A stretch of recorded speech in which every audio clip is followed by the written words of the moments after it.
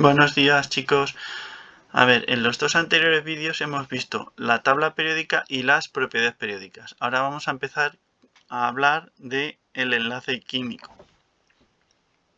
Bueno, el enlace químico tiene que ver con la tendencia de los átomos a tener configuración electrónica de gas noble. Buscan la máxima estabilidad, ¿vale? Entonces, existen diferentes maneras de conseguir esta estabilidad que da lugar a los diferentes tipos de enlaces. Vamos a empezar por hablar de la situación en la que se encuentra en la naturaleza. Podemos encontrar, los átomos formando moléculas, formando redes atómicas o redes moleculares en la naturaleza. Es el resultado de los diferentes enlaces. Solamente los gases nobles y los metales en estado gaseoso son los que se encuentran en forma como átomos libres. El resto de situaciones van a ser siempre átomos unidos. ¿Qué es lo que es una molécula? Pues una molécula es la unión de varios átomos, pero el número de átomos que se une es pequeño. Y cuando digo pequeño me refiero a que son, es verdad que pueden cambiar mucho, pero no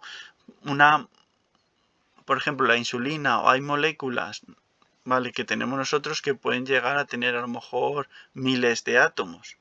Pero lo normal es que una molécula tenga, pues, 2, 3, 4, 5, 6 átomos como mucho, Aunque una molécula llegue a tener 1000 átomos o 10.000 átomos, sigue siendo un número pequeño, porque cuando hablamos de redes atómicas o de redes moleculares, estamos hablando del orden de 10 a la 23, es decir, un número extremadamente grande. Entonces, las moléculas, como hemos dicho, se unen. Son uniones de átomos, pero de muy pocos átomos, de manera que a simple vista somos incapaces de distinguir una molécula. Necesitaríamos un microscopio electrónico para poder, muy potente, solamente el de efecto túnel, es ser capaz de mostrarnos moléculas de pocos átomos. Sin embargo, las redes atómicas y las redes moleculares, la unión es tan grande que somos capaces de verlo a simple vista. Las redes atómicas están formadas por un número muy grande, indefinido de átomos. Un número muy grande, ya os digo que es del orden de 10 a la 23, 10 a la 24 como poco. Aunque es variable. Los átomos están unidos mediante enlace metálico, covalente o iónico, De manera que existen redes atómicas metálicas, covalentes y iónicas. También se denomina cristal, No es lo mismo, aquí cristal no es lo mismo, no se utiliza en el mismo sentido que habitualmente en tu casa, sino, un cristal es una red atómica, es una unión de muchísimos átomos. Lo importante es que tiene una estructura regular, Es decir, cada red tiene su propia ordenación, pero es una ordenación que se va repitiendo en el espacio, Y esto es diferencia, un cristal se diferencia de un sólido amorfo, porque el sólido amorfo puede ser una red atómica también, pero no están ordenadas, Los átomos no tienen una ordenación en el espacio. Las redes moleculares, estarían formadas por asociación de moléculas simplemente. También existen cristales moleculares y sólidos amorfos. La diferencia entre una red atómica y una red molecular es simplemente sigue siendo un cristal y una ordenación de un número muy grande de átomos, solo que en vez de estar como átomos son moléculas. ¿De acuerdo? Sería el caso del hielo. El hielo es una red molecular, está formado por moléculas de agua. Muy bien. Bueno, la primera teoría que surgió del enlace químico fue gracias debidas a Lewis, en 1902, ¿vale? Entonces, él, para explicar esto, se basa en los electrones de valencia, ¿vale? Como podéis ver, lo que hace es dibujar los electrones los electrones como puntitos o como cruces. Entonces, el argón en su última capa, ¿vale? El nivel más alto, que sería el nivel 3, tiene 8 electrones, 2 en el orbital S y 6 en el orbital P. Entonces, ¿cómo se dibujarían? Pues como 8 puntitos alrededor de su símbolo AR. Como veis, se coge solo los de la configuración electrónica, solo se coge la de la última fila, el último periodo, ¿vale? El caso del, por ejemplo, del magnesio, que su configuración es 1s2, 2s2, 2p6, 3s2, solo se cogería la del periodo 3, que son 3s2. Por lo tanto, el magnesio tiene 2 electrones. Bueno, entonces, según la teoría de Lewis, cuando los átomos se unen con otros átomos, lo hacen ganando, perdiendo o compartiendo electrones, ¿vale? De la capa más externa, en un número que les permite conseguir la configuración de gas noble, ¿vale? Entonces, ¿en qué consiste el enlace iónico? Pues el enlace iónico consiste en que existe un grupo de unos átomos o grupo de átomos, ¿vale? Que inicialmente son neutros eléctricamente, pero que van cediendo electrones de unos a otros, de manera que hay unos átomos que ganan electrones y otros que pierden electrones. Eso da lugar a la formación de iones. Los iones positivos se forman por los átomos que pierden electrones y se denominan cationes. Los iones negativos se forman ganando electrones, ¿vale? Entonces, Michael Faraday fue el que propuso la palabra ion. ¿Por qué? Porque él fue quien descubrió que una técnica, la electrolisis, ¿vale? Y en esta técnica lo que sucede es que los átomos que han ganado o perdido electrones se mueven hacia el ánodo o hacia el cátodo, ¿vale? De manera que la palabra ion en griego significa el que va. Por eso tenía que ver. Luego, vale. Arrhenius fue importante porque postuló la existencia de los iones, ¿vale? Sin que haya, o sea, que no hay necesidad de pasar corriente eléctrica. Es decir, el cloruro de sodio automáticamente, en cuanto se disuelve, ¿vale? Se rompe la red iónica, el cristal, y los iones se quedan de manera libre, ¿vale? Bueno, vamos a ver la teoría de Lewis. Esto es mejor que lo veamos en clase, pero bueno, para que os vayan sonando las cosas, es todos los átomos en el enlace iónico, lo que sucede es que los átomos van a perder o ganar electrones, de manera que al final la configuración electrónica de los iones sea la de un gas noble. ¿Vale? Por ejemplo, si uno de ellos pierde electrones, se convierte en un catión, ion positivo, mientras que si el otro gana electrones, se convierte en un anión negativo. Todos los metales alcalinos, ¿vale? El litio, el sodio, el potasio, el rubidio, el cesio, el francio, van a tender a perder un electrón. En cuanto pierdan un electrón, el ion que se obtiene, el catión que se obtiene, será un catión 1 más y tendrá configuración de gas noble. O por ejemplo, los halógenos, el flúor, cloro, bromo, yodo, ¿vale? Todos van a tender a ganar un electrón, de manera que formarían un anión 1 negativo y todos estos aniones tendrían configuración de gas noble. Si ponemos en contacto flúor y sodio, por ejemplo, pues los átomos de sodio van a ceder un electrón a los átomos de flúor y darían lugar a el fluoruro de sodio, que sería una sal sería un cristal iónico y en el que estarían unidos los átomos de flúor y de sodio formando un cristal iónico. De los cristales iónicos, lo importante, son compuestos, ¿vale? Es la energía reticular. Es decir, es la energía que se desprende cuando todos los átomos, después de ceder los electrones de unos a otros y ordenarse en el espacio, se libera una energía, y esa energía es la que se denomina energía reticular. Las propiedades de los compuestos iónicos, pues es que tienden a formar cristales, ¿vale? De formas regulares. Son solubles en agua.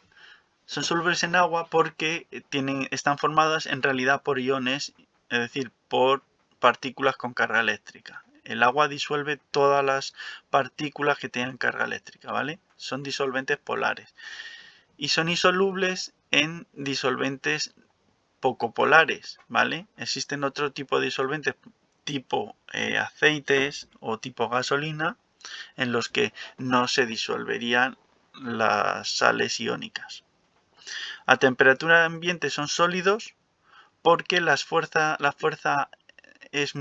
enlace iónico es muy fuerte, ¿vale? Une muy fuertemente las partículas, de manera que es difícil separarlas.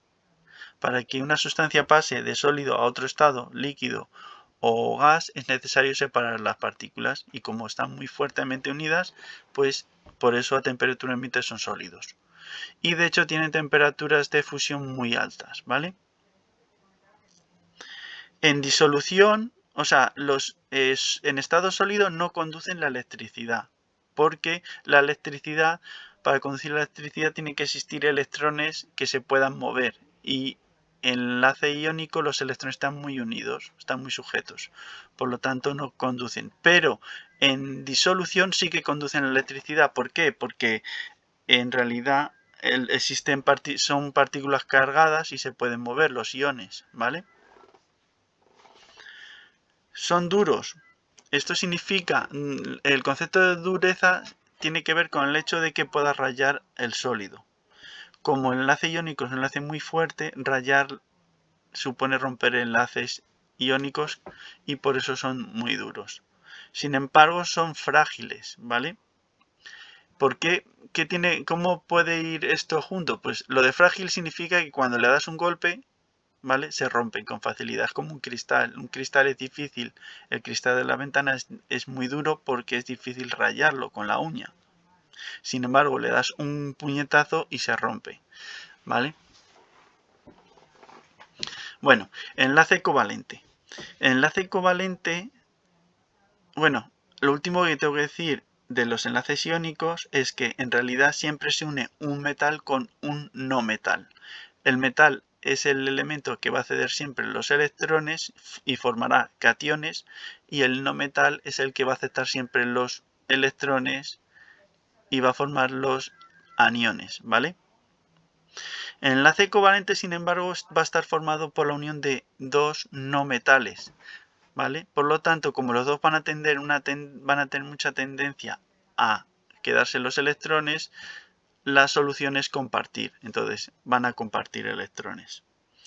Dos átomos forman un enlace covalente cuando comparten un par de electrones. Cada uno pone uno y se forma un par que pertenece a los dos. De manera que poniendo un electrón tienen dos, ¿vale? Por eso se gana. Las características del enlace covalente, pues los átomos, ¿vale? Se forma entre átomos muy electronegativos, es decir, entre dos no metales, como he dicho. Los electrones compartidos se sitúan entre medias de los dos núcleos, de manera que están atraídos por los dos. Van a compartir tantos electrones como sea necesario para conseguir la configuración de gas noble. Por ejemplo, el flúor y el cloro compartirían un electrón cada uno, ¿vale? De manera que ganarían un electrón compartiendo uno y conseguirían así tener su última capa completa. El oxígeno pues va a compartir dos porque le faltan dos electrones para tener configuración de gas noble. El carbono le faltan 4 para tener configuración de gas noble, pues compartirá 4, ¿vale? Y así. ciertos átomos pueden compartir más de un par de electrones, ¿vale? Con un mismo átomo o con varios, formando así enlace covalente. Veremos en cada caso, ¿vale? Luego veremos casos particulares para ver cuántos se tienen que compartir. ¿De acuerdo? Vale. Hablamos de enlace covalente puro cuando el enlace es entre dos átomos iguales. Por ejemplo, la molécula de oxígeno, dos átomos de oxígeno comparten dos electrones, de manera que se forman dos pares de electrones. Hay 4 electrones que se comparten. ¿Vale? Como los dos átomos son capaces de atraer con la misma fuerza, estos electrones se encuentran exactamente en la mitad, simétricos, es simétrico, y eso es lo que se conoce como un enlace covalente puro. Cuando los átomos son diferentes, el enlace covalente ya no es puro, porque en realidad hay uno que va a tener más fuerza que el otro y va a acercar los electrones más. El átomo que tenga los electrones más cerca va a tener una cierta carga negativa y el átomo que lo tenga más lejos una cierta carga positiva. Esto significa que al tener unas cargas parciales tiene un cierto porcentaje de enlace iónico, ¿vale? Pero esto tiene que ver, como ya he dicho, en esos casos hablaremos de enlace covalente polarizado, ¿vale? Bueno, vamos a ver. Las sustancias covalentes tienen propiedades más variables, ¿no? No se puede hablar en general, porque no es lo mismo una molécula, un covalente pura que con enlace covalente puro que con enlace covalente polar, ¿vale? Pero en general suelen ser moléculas pequeñas que en estado a temperatura ambiente suelen ser gases, ¿vale? Puede darse algún caso de algún líquido, como por ejemplo el bromo. Son solubles en disolventes polares o apolares, dependiendo de si es una molécula polar, ¿vale? Pues se disolverá en disolventes polares. Y si es covalente pura, será en apolares. Por ejemplo, el cloruro de hidrógeno es polar, se disuelve por lo tanto en disolventes polares. El metano es covalente pura, pues se disuelve en disolventes apolares. Forman, bueno, generalmente son sustancias moleculares, es decir, existen moléculas libres, pero existen unas excepciones en el caso del carbono diamante y la sílice, que tienen enlaces covalentes, forman redes atómicas, ¿vale? Pero en general suelen ser moleculares. No conducen ni el calor ni la electricidad, ¿vale? Y también, a ver, aquí no lo han dicho, pero también tienen puntos de fusión variables, ¿vale? Hay casos que en general suelen ser bajos, pero si vemos en el caso de las redes atómicas, es decir, el del carbono diamante y la sílice, los puntos de fusión son elevados y son muy duros, ¿vale? De hecho, el diamante es el compuesto más duro que se conoce. Bueno, pues esta es la primera parte, ¿vale? Hasta luego, chicos.